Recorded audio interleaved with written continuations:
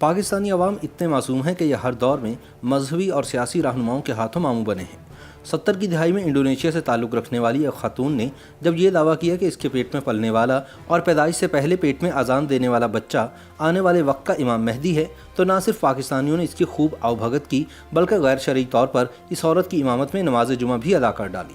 اس خاتون کو یحییٰ خان حکومت نے خصوصی دعوت دے کر پاکستان بلایا اور سرکاری مہمان کا درجہ دیا۔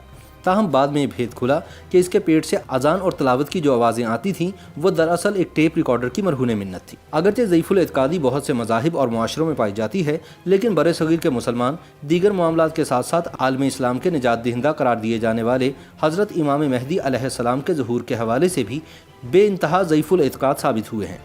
بالخصوص پاکستان میں چند اشروں بعد کوئی نہ کوئی امام مہدی ہونے کا دعویٰ کرتا ہے اور لاکھوں لوگ اس بات کو سچ مان لیتے ہیں۔ چند دہائیاں قبل انڈونیشیا سے تعلق رکھنے والی ایک خاتون زہرا فونا نے جب یہ دعویٰ کیا کہ اس کے پیٹ میں پلنے والا بچہ در حقیقت امام مہدی ہے، تو پاکستانیوں نے بھی اس پر خوب خوشیاں منائیں اور بعد ازاں زہرا فونا کو پاکستان میں بطور سرکاری مہمان بلوا کر ان کی امامت میں لاکھوں مسلمانوں نے نماز جمعہ بھی ادا کی۔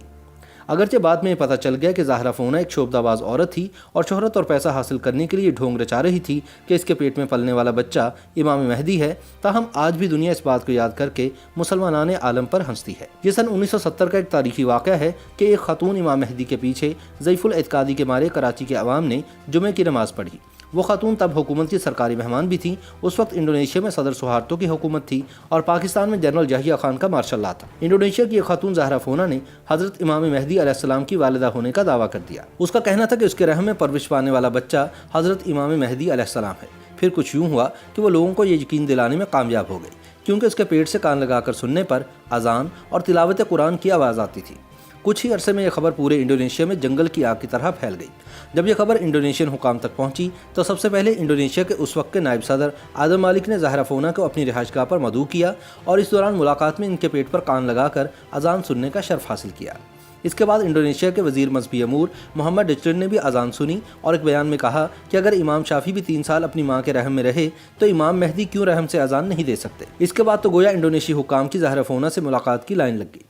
خود صدر سہارتو اور ان کی بیگم نے زہرا سے ملاقات کی۔ لوگوں نے زہرا کو مریم ثانی کا درجہ دے دیا۔ دیکھتے ہی دیکھتے زہرا کی شہرت انڈونیشیا سے نکل کر پورے عالم اسلام میں پھیل گئی اور مختلف ممالک نے زہرا فونا کو اپنے یہاں آنے کی دعوت دی۔ ہماری عسکری حکومت کو بھی یہ شرف حاصل ہوا تاکہ لوگوں کے اذہان کو تبدیل کیا جا سکے اور ان کو روزی روٹی کے چکر سے نکال کر آخرت پر توجہ مرکوز کروانے کے لیے زہرا فونا کو سرکاری دعوت دے دی گئی۔ زہرا فونا کی پاکستان آمد کے ساتھ ہی علماء سے اس بات کی تصدیق چاہی گئی کہ خاتون کے پیٹ میں بچہ واقعی امام مہدی ہے۔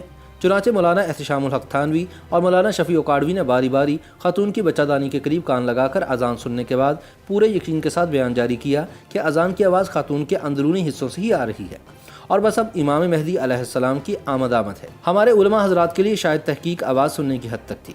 انہیں صرف ریڈیو ٹی وی کا علم تھا، اس وقت ٹیپ ریکارڈر کا کوئی خاص تصور نہیں تھا۔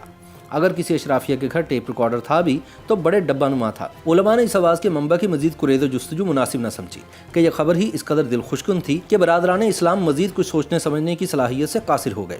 نہ صرف ہمارے علماء بلکہ انڈونیشیا کے جید علماء اور عالم اسلام کے دیگر ممالک کے عالم بھی اس جھانسے میں آ گئے۔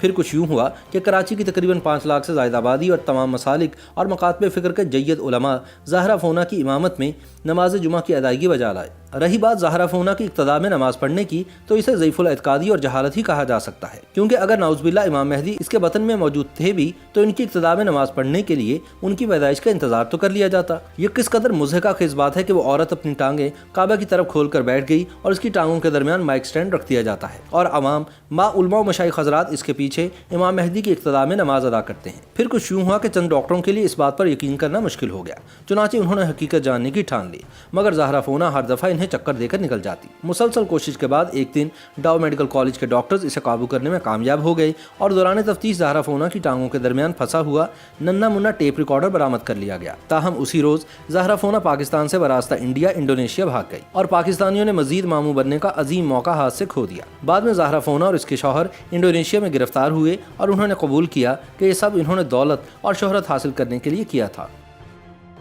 YouTube पर गूगली न्यूज देखने के लिए youtube.com की सर्च बार में गूगली न्यूज टीवी टाइप करें। गूगली न्यूज के पेज पर सुर्ख रंग के सब्सक्रिप्शन वाले बटन पर क्लिक करना ना भूलिए। YouTube पेज पर अपलोड होने वाली वीडियोस से बाखबर रहने के लिए बेल आइकन पर क्लिक कीजिए। आपको हर नई वीडियो के बारे में नोटिफिकेशन मौसूल हो जाएगा।